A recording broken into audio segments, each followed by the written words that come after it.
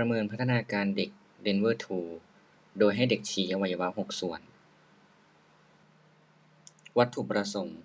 เพื่อประเมินพัฒนาการด้านการรับรู้และภาษาของเด็ก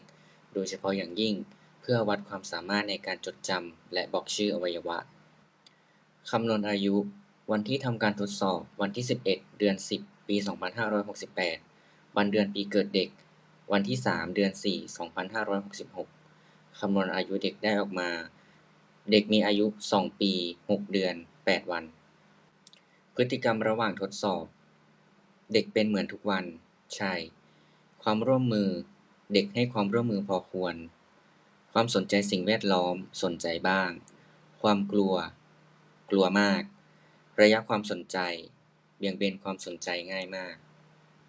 สวัสดีครับ จ้า ครับผมนายวชิรินทร์ แลศิลานะครับ นิสิตพยาบาลศาสตร์ชั้นปีที่ 2 ครับ มหาวิทยาลัยมหาสารคามครับ วันนี้ก็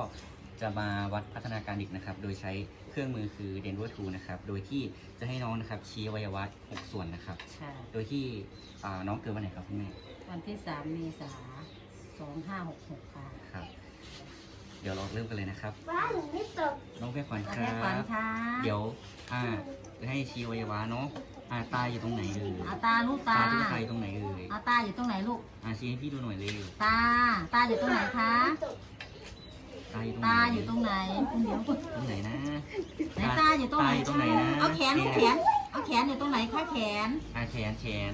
เอาแขนตุ๊กตาอยู่ไหนคะ ชี้พี่หน่อยเร็ว เอาชี้ก่อน ตรงไหตรงไหน เอาชี้ก่อนลูกชี้แข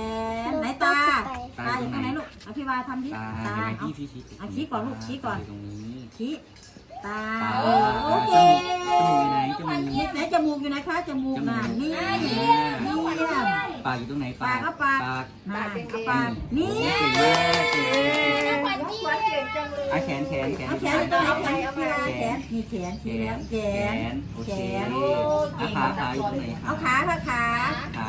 ขามาสิขาเจะของ ขาอยู่ตรงนี้ขา เก่งมา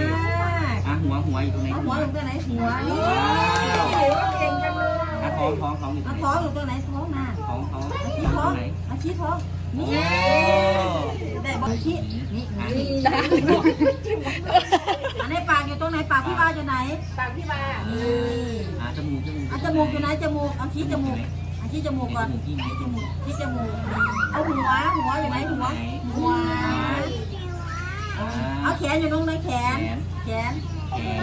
อยู่ตรงนี้แขนเอาขา ขา อยู่ตรงไหนคะขาพี่วาอยู่ตรงไหนขาโอเคเก่งมาก การแปลผลข้อทดสอบรายข้อ ข้อที่ 19 คือการชี้อวัยวะ 6 ส่วน